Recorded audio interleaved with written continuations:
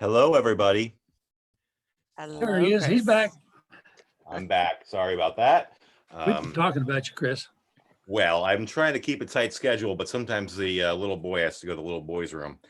I'd like to, this is one problem with the play button is obscured by my, there we go. Okay. Can you all see that? Yep. Welcome to the 6th Pagey Elliott Puzzle Exchange. This special feature of the Parley honors the memory of Rachel Pagey Elliott, whose enthusiasm and dedication within the puzzle community led to the first Puzzle Parley in September 1994.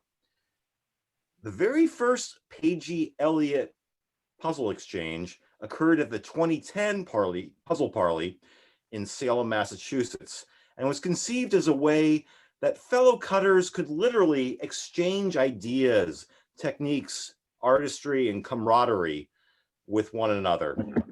And if you participate, you have an instant collection of all of your peers' puzzles. Pretty cool, huh? Mm-hmm. Subsequent exchanges were held in 2012, 14, 16, and 2018, and were a focal point of our in-person conventions. Which brings us to now. How do you do a virtual puzzle exchange?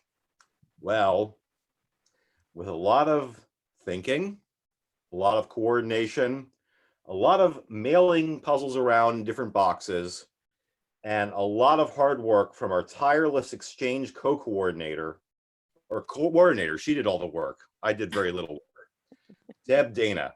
Deb Dana is going to be now introducing the 9 cutters who so generously participated and took all of their time and skills to provide us these wonderful 9 examples of what our puzzle community is doing right now for this historic virtual Pagey Elliott Puzzle Exchange. And with that, I'll hand the mic over to Deb. Okay. Thank you, Chris. That was great. Great introduction. And I wanted to just personally thank everybody who participated in the exchange this year. It was quite the goal to get everything cut and delivered to me in time for me to in turn pack it up and get it back to you before this weekend. But we were successful and we did that. And at least that gives us a chance to look at each other's work and ask each other questions. So that was my goal in trying to get everybody exchanged before this weekend. And up first, we've got Janelle. I don't think she needs a big introduction. We've gotten to know her over the weekend. She did mention she's originally from Utah, and she's since relocated to Middle Georgia.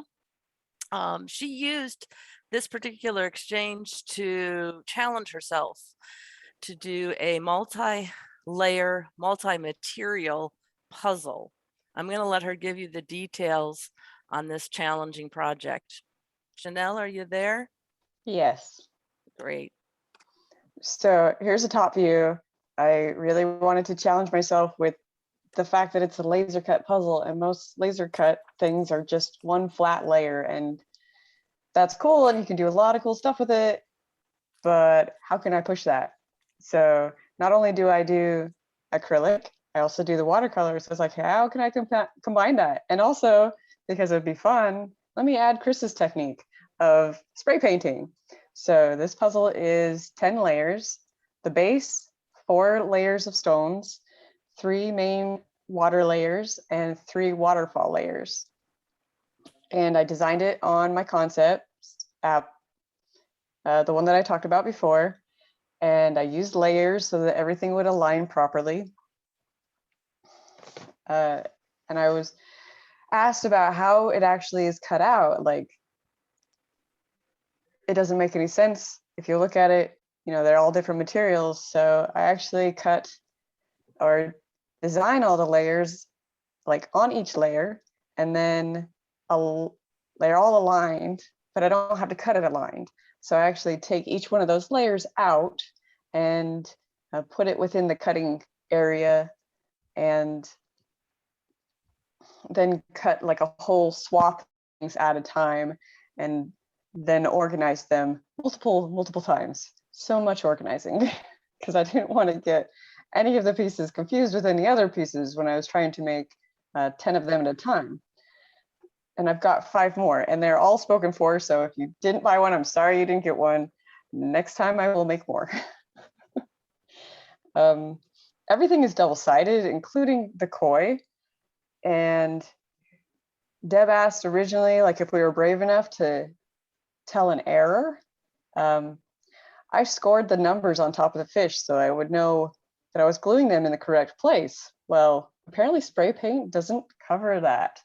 It just sank right into the lines. So on this one, you can actually see the numbers. On later versions, I learned not to do that.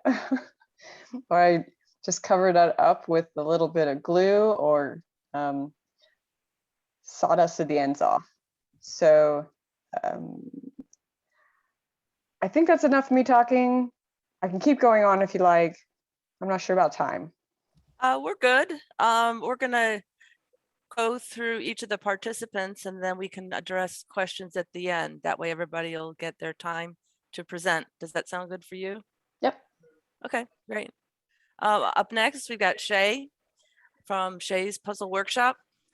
After spending decades in a career of accounting related fields, she is now happily semi-retired. With her free time, she's thrilled to be able to focus her energy on her passions for artwork and puzzle making. This is her second time participating in the Jigsaw Puzzle Exchange. And her puzzle, as you see, is titled, I Knew an Old Lady. Shay, do you want to take it from here? Thank you, Deb. So this puzzle has a very irregular edge. It's about 10 inches tall and 7 inches wide. All of the puzzles I cut ranged in pieces from 122 up to 132. And as a technical note for anybody who received one of these puzzles or has purchased one, if you want to flip it from front to back, grab it up by the top by the goat or on the goat, and that's how you can flip the puzzle over. If you try to do it from one of the edges, you'll start losing some of the pieces because it is semi-interlocking. So when I was searching for a design for my exchange puzzle, I had noticed some additional gray hairs on my head. I hadn't been doing any dyeing during COVID, and my birthday was approaching. And I found myself singing that nursery rhyme, I knew an old lady. And those two thoughts collided in my head. And I started exploring how I could actually nest a fly within a spider, within a bird, within a cat, et cetera, et cetera. And I grabbed a pencil and started sketching it out. I very quickly realized that I would have to have a huge, huge puzzle if I was going to nest all of those animals together. So instead, I decided I would take the larger animals, the cat, dog, goat, cow, horse, and put those across the top of the puzzle. And as I was doing that, I realized that the bottom of the puzzle looked pretty darned plain. And it was my husband who said to me, well, where are the question marks in your puzzle? It is a question. And I thought, haha, there's my solution. So then I designed question marks to go along the bottom of the puzzle. I still had a bit of an issue because I had all of the animals along the top in a straight line. They weren't really in a curve at that point, and the puzzle was quite large. We try not to make such huge puzzles for the parlay, plus it takes a very long time to cut 10, 20 of these puzzles. In that case, I was going to be cutting about 20 of them. So I curved my animals along the top, which made the puzzle less wide, which was helpful in that. And I made a few of the practice puzzles and sent them off to my brother-in-law and my sister. And it was my brother-in-law who said, well, you know what, this kind of looks like a gravestone. And I said, yeah, you're right. It does resemble a gravestone. And that was a perfect fit for the whole puzzle because I don't know why she swallowed that fly, but when she swallowed the horse, she died, of course. So this whole story is put together. You can see it right now. A synopsis of this story is put together on a sheet that I enclosed in each puzzle. And the little fly piece is the starting point on this piece of paper as well. It was taped. So, Yeah. Thank you, Shay. We yeah, also a have a little short double-sided video. tape. We have a short video to share with you right now. Yes. Perfect. Thank you so much. If you could Thank let you, that go, Shay. Chris.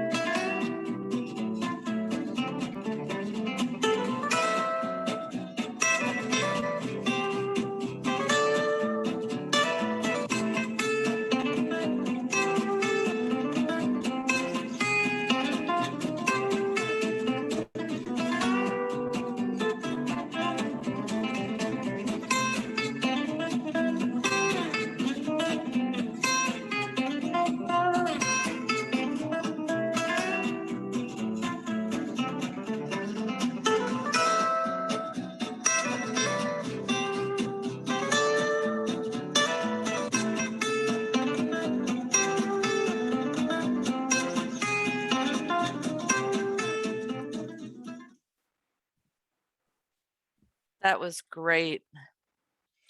Up next, we've got Graham Curtis. Unfortunately, he is not with us today. So I am going to read a little bit about his But puzzle.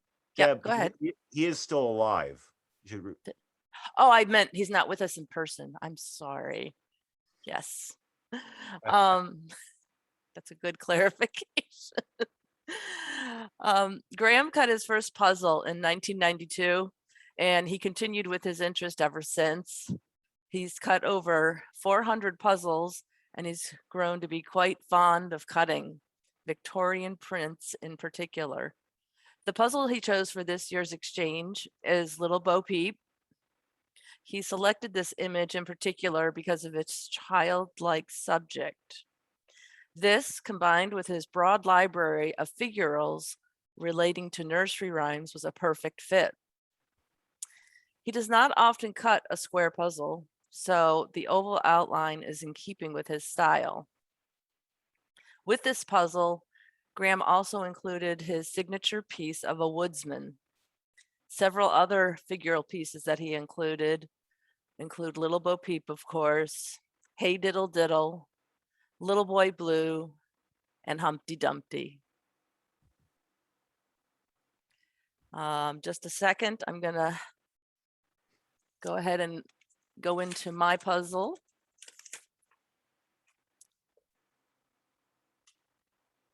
My process almost always starts with a piece of art that's inspired me in some way. And whenever possible, I prefer to cut by feel instead of using patterns. And recently, I've been able to combine my painting skills with woodworking to create one-of-a-kind jigsaw puzzle art. This is my fourth time participating in the Pagey Elliott Jigsaw Exchange. Several years ago, I came across a piece of art by Sasti from Hanover, Germany. I fell in love with her colorful play of animal surrealism. Her piece titled Black Swan spoke to me, and I was convinced it would be a fun subject for a puzzle. It also provided a nice opportunity for some color line cutting and an irregular shaped edge. When cutting these puzzles, random new characters would pop out at me from the cutting that I did.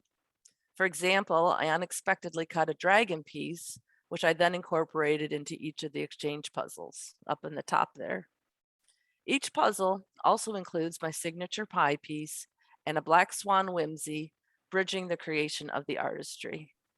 I think Chris has a short video that I did too. You sure do. Thanks, Chris. I'm gonna take off video.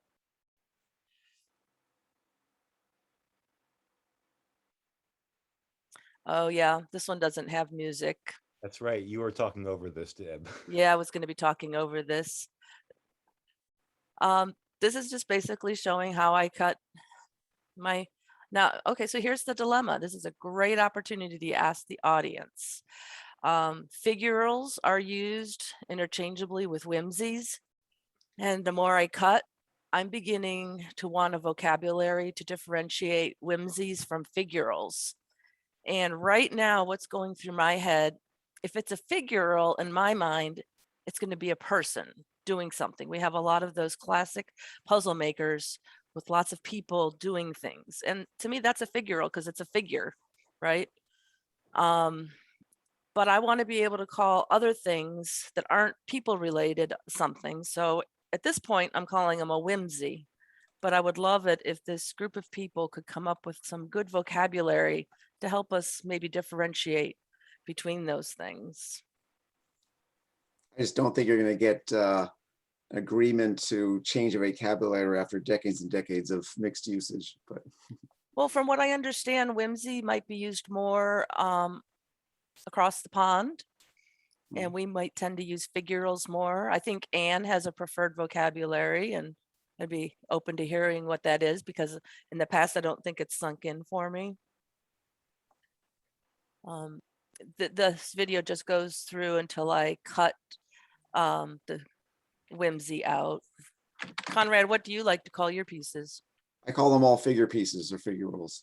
You do? Okay. I think I very often, talk to a friend or a stranger about what I do, and it's wooden puzzles. It's nothing like cardboard puzzles. It could have unusual shapes. The pieces can look nothing like the typical cardboard puzzle pieces. I can cut figure pieces in it, and when I say that, they instantly know what I mean. If you say whimsy, they're going to have a question mark, and you have to explain in another sentence and use the word figure. So why not say figure piece, in my opinion? Okay, great. It's almost done here.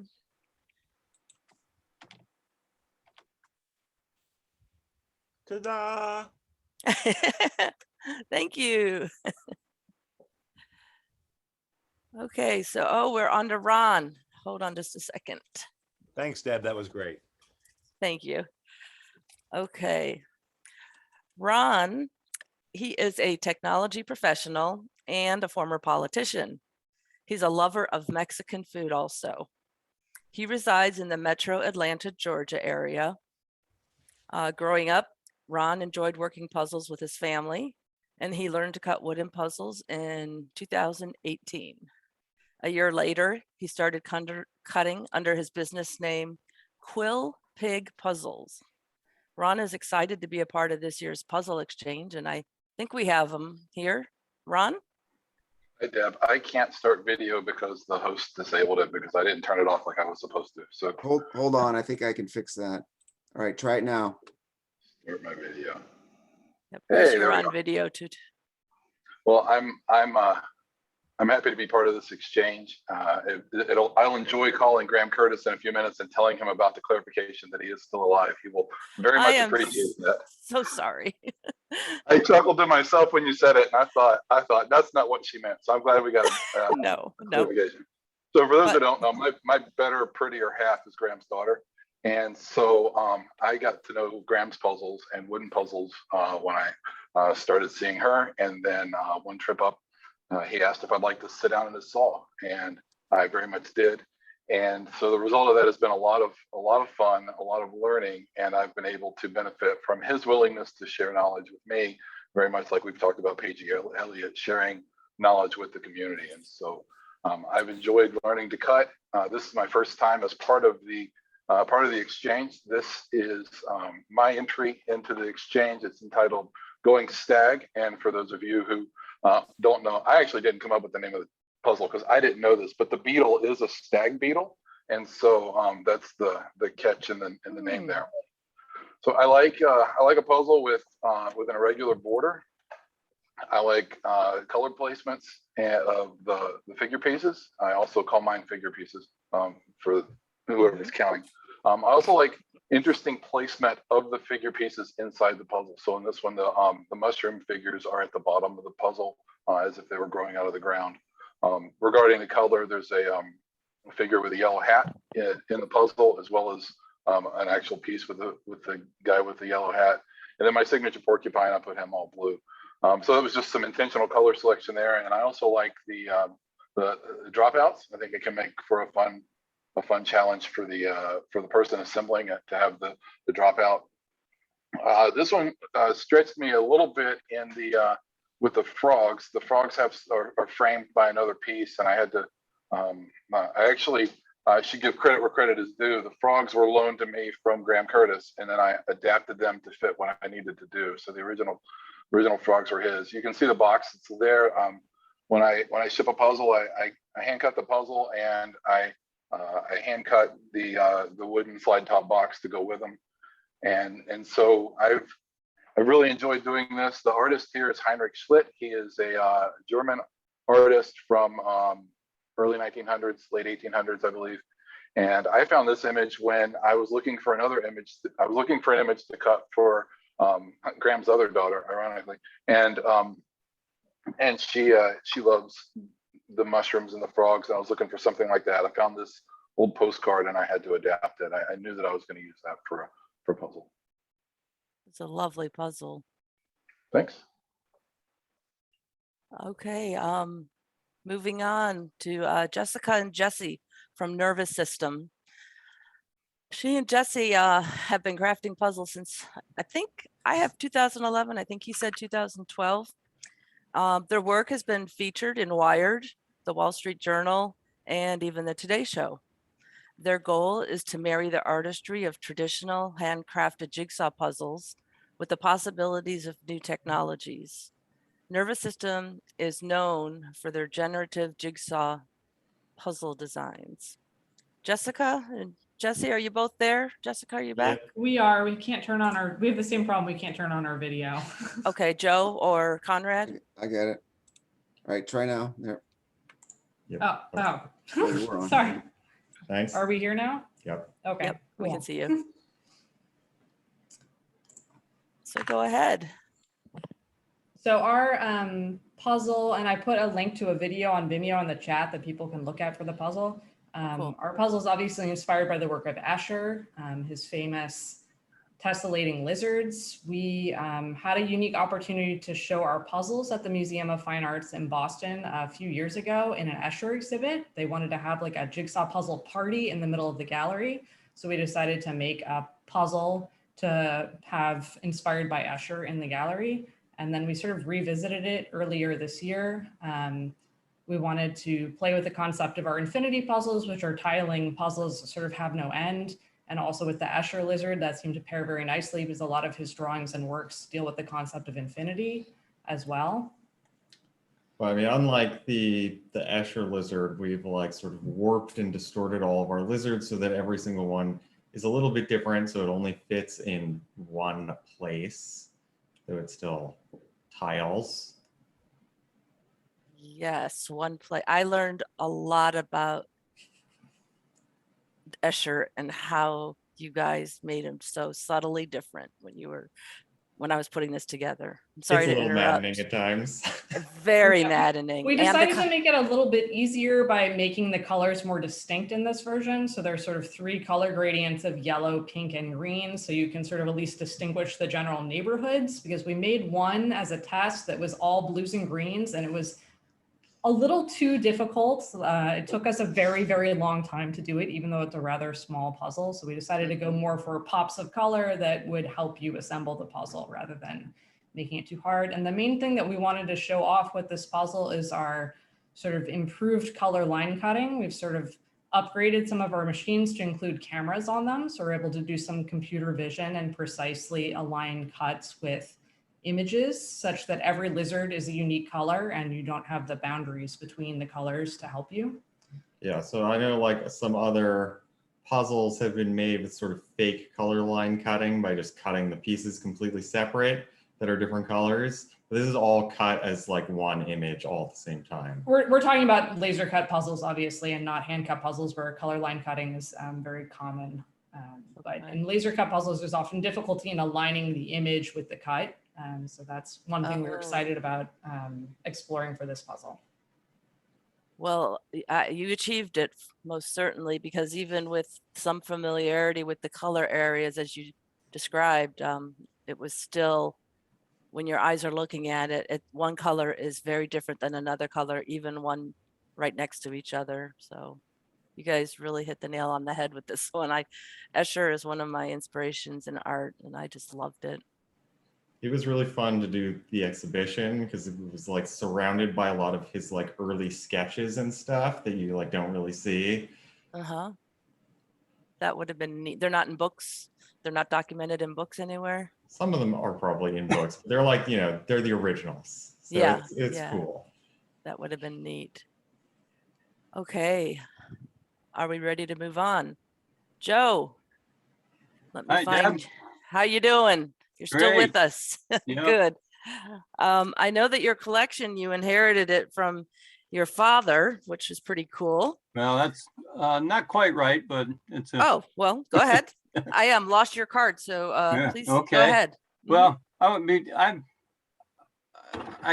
to make a quick couple comments, and one was as soon as Jesse said that they installed the camera, I was kind of blown away that the program that must have gone into that to do color line cutting. The other is for Ron Davis. I had a private message after Deb made her announcement. I also got a private message in the chat room saying, "Well, what about Kay? Is she okay too?" So you can let her know. Jeez. Yeah, she's fine. I can confirm that Graham and Kay are still as wonderfully exhausting as they ever have been. Yeah, well, I must have had 15 emails from the two of them in the last 4 or 5 days, so I know they're both Me alive and too. well. Me too. Yeah. Okay, this is Ruth St Dennis, and I saw this image on the magazine cover, and I just decided I absolutely had to cut it into a puzzle. I really like the Holtzoffel puzzles, and so I wanted to cut a figure puzzle, with an outline of a figure, and Holtzoffel didn't. And I also, maybe a quirk of myself, but there are some images that I just don't believe should have figure pieces in, and this is one of those where I just didn't feel it appropriate to put images into this woman dancing. So the only image piece, or the only figural piece, is my signature piece, a little dog there with my initials on it. And this Needlecraft magazine, Needlecraft of Home Arts, I was very positive that I was quite safe that I could actually copy this. I bought the magazine and I scanned it in and downloaded the pictures and made the puzzles.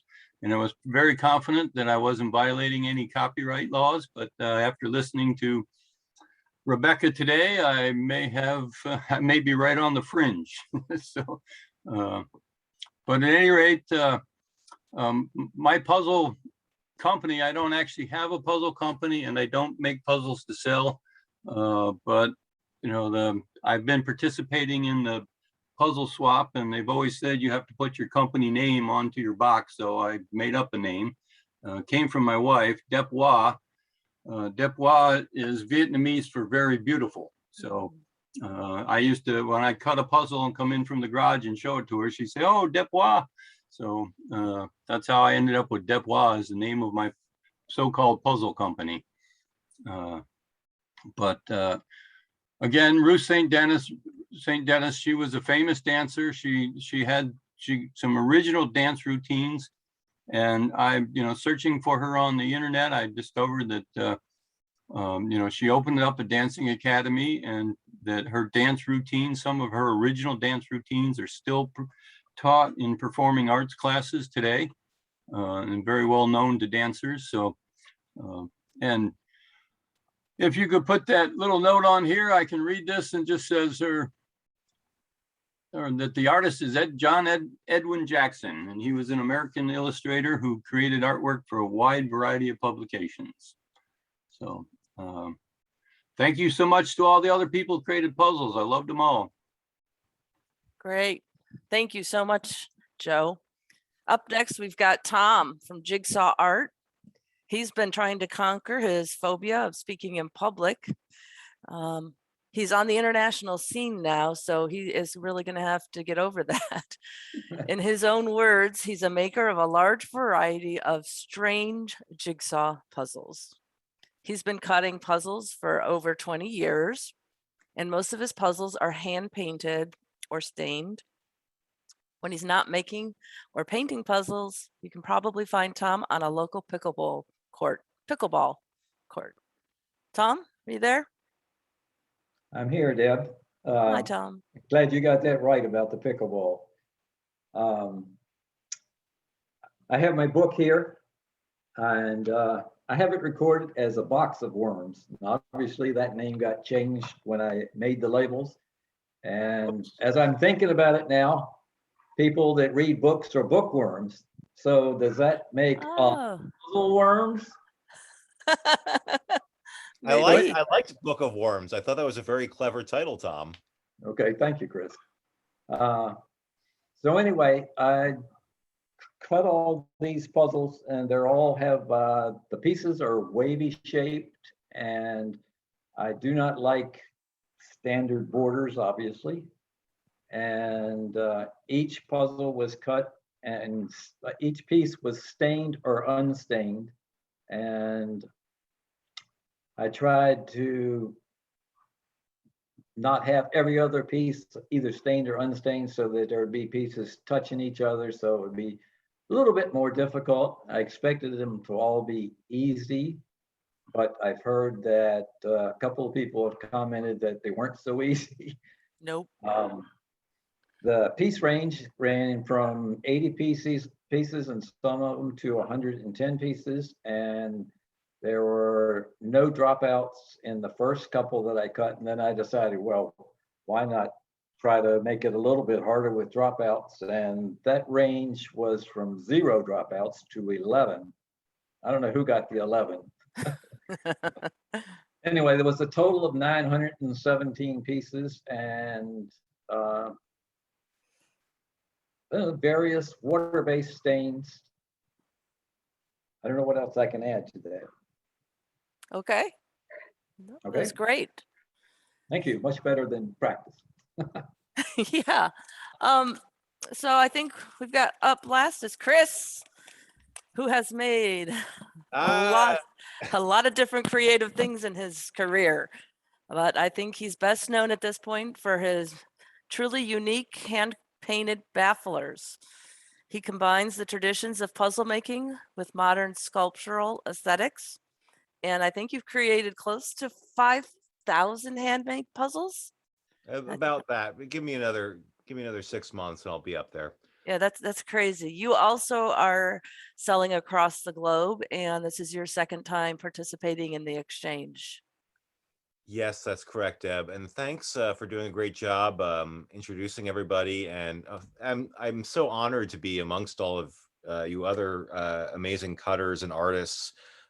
It's so cool to see what everybody's come up with for this exchange. It's truly an honor to be a part of this. And I feel like our community is just getting stronger all the time. So anyway, here is what I made. Basically, I've started dabbling in puzzles that don't actually have bases, which is weird for me, but not weird for anybody else. So these I can actually package up in a little box instead of having them inlaid into a tray, and then they're sort of a little bit more complicated to package. So my main idea with the remote archipelago was we're in a virtual puzzle parley and a virtual puzzle exchange. And one of the ways that even when I was a kid, when I was stuck at home, because you're just, you're in 5th grade or something, and you can't really go anywhere unless your parents take you somewhere, I'd explore the world via old copies of National Geographic.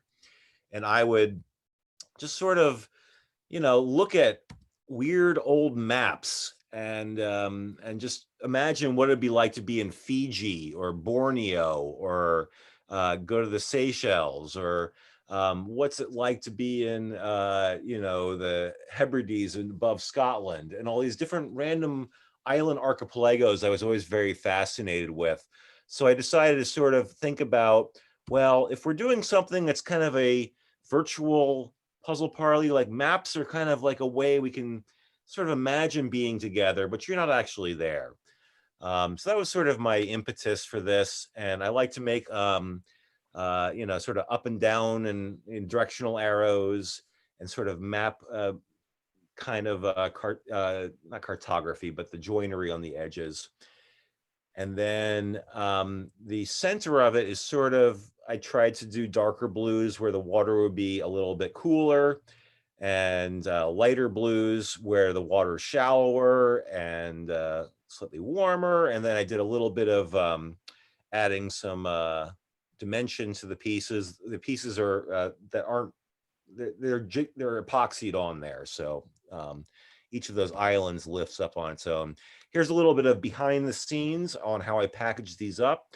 I've been using like a lot of clear plastic boxes that you would use for chocolates and confectionaries. Apparently, that's what people seem to buy them for, but they work pretty well for putting puzzles into, but sometimes you have to tape the lids on when they're in transit. Lots of puzzle pieces. I tried to put a nice assortment of joinery and funky colors into this, but also make it look cohesive.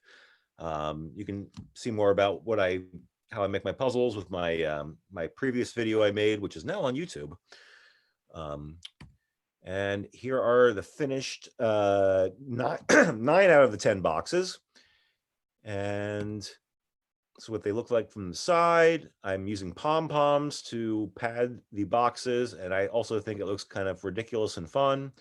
So, hey, I know, trying to be innovative all the time. And so I believe that is my last slide. Deb, do we have any Yes. questions? Oh, I've been looking through here. Conrad, are you co-hosting as well? I am. I haven't actually. I've seen all sorts of compliments. I don't think you're a I've participant, I recommend you go through and look through to find your compliments. But Yeah, we're I open don't see any specific questions myself. Okay. Anyone free to ask some questions, and then please mention which puzzle or cutter to direct it to.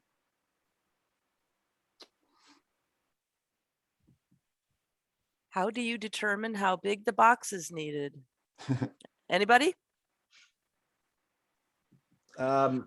It's a little tricky. I usually don't have this problem. As I said, I usually have inlaid trays that I package things into, and I wrap them in cardboard and carefully in bubble wrap. But yeah, there's probably some sort of a little sort of, ratio you could do with, how big your average piece is and the cubic inches that would be in a box. Yes, I've come up with a 4x4x4 box. I believe holds up to at least a 5x7 puzzle using 1/4 inch. I try to have a selection on hand, and I pour the pieces into a box, and if they overflow, I go to the next size larger.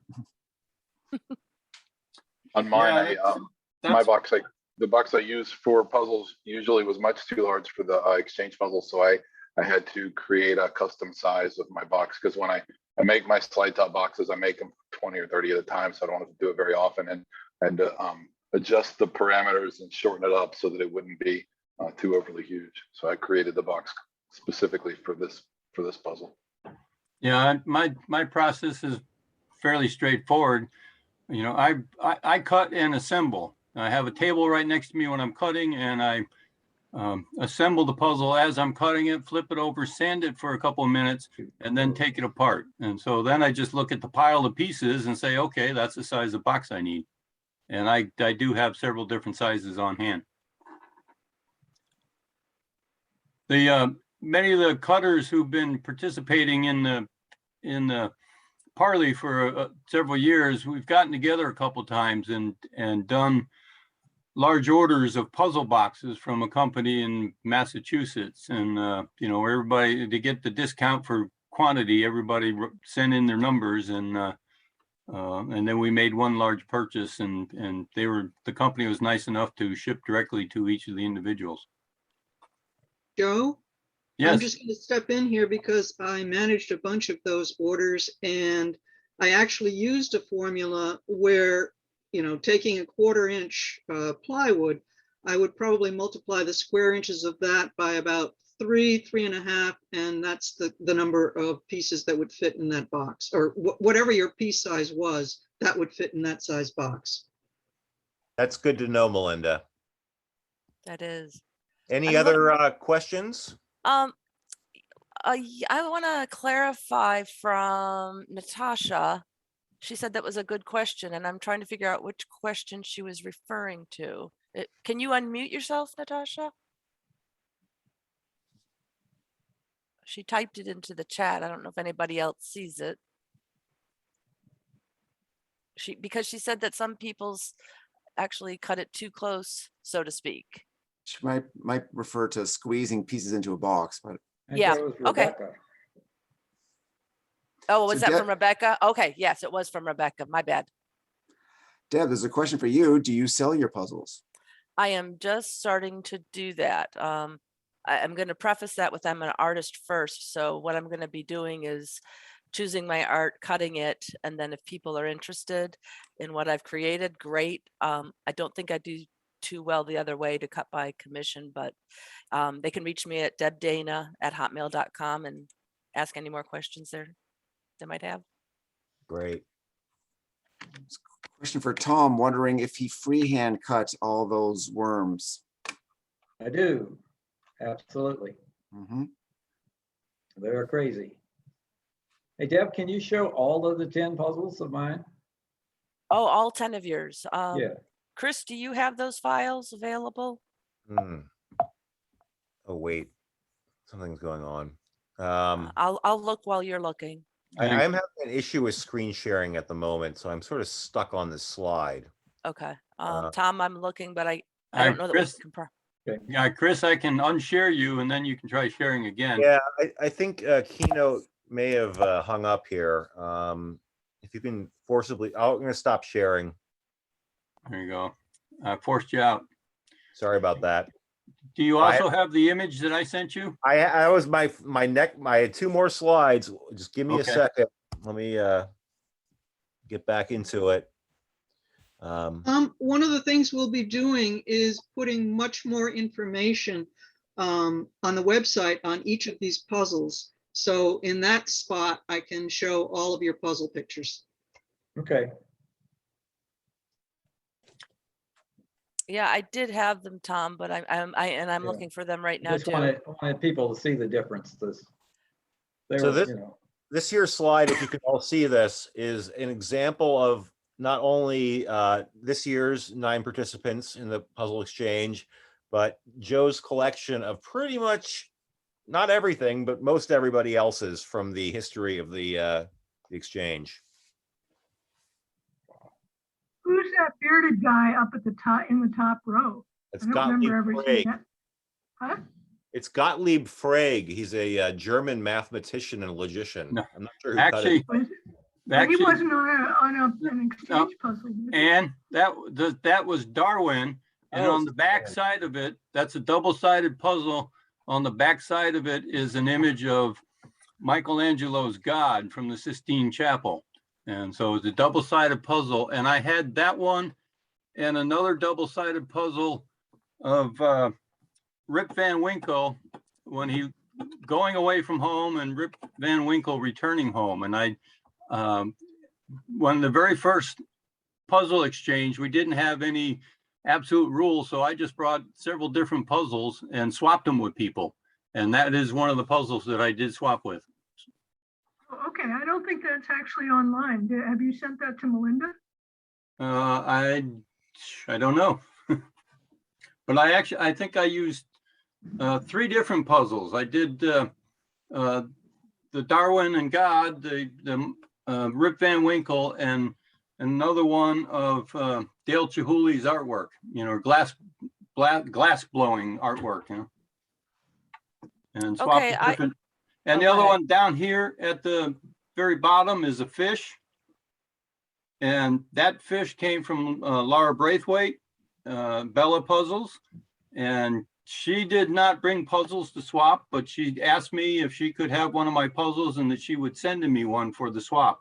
And so this one came unofficially after the swap, but I swapped it at the 2010 Puzzle Parley Pagey Exchange. I did find Tom's other puzzles, most of them. If you want to unshare and allow me to share, I could try to show these. All right.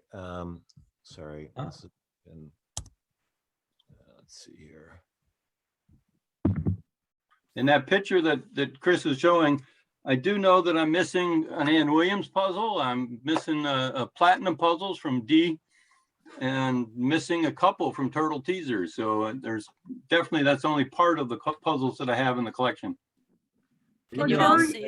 you should send those pictures to Melinda because they are not on the website.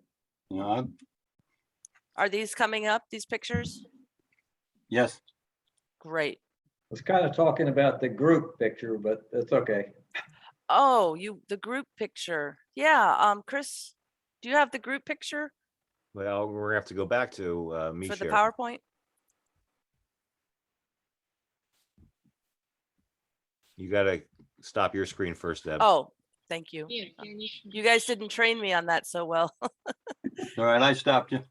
You did, thanks. Being All right, I was such a gonna pain. say, if I go to full screen, it's balking at me for some reason here. It's still showing. Oh, there we go. All right, so this is all 10 or all 9. I was talking about the 10 that he cut with Oh. different amounts of dropouts. I don't have all of your slides, Tom. I only have. That's okay. I just showed featured- those. Did those not come through? We have this one, this one, this one. Yeah. So there's a definite variation, which is very cool, Tom, that you used a lot of. Is this stained or painted? Stained. I felt like mine was painted though, because it was glossy. Glossy is the finish applied. Oh, okay, great. Being mean to the puzzle people. Uh-huh. that That was a don't like challenge. don't like reflections. That was the third most challenging. I would put Janelle's at the top, Yes. and then nervous system second, and then yours third. I haven't done nervous system, so I can't. All right. Well, do we have any more questions, or should we wrap this up and move on to Melinda? I think that sounds good. Thank you, guys. All right. Well, thank you so much again. I just want to briefly thank all the participants. Thank Deb for all of the work and that's gone into putting this wonderful exchange together. And looking forward to a in-person one in 2022. And I can't thank people enough.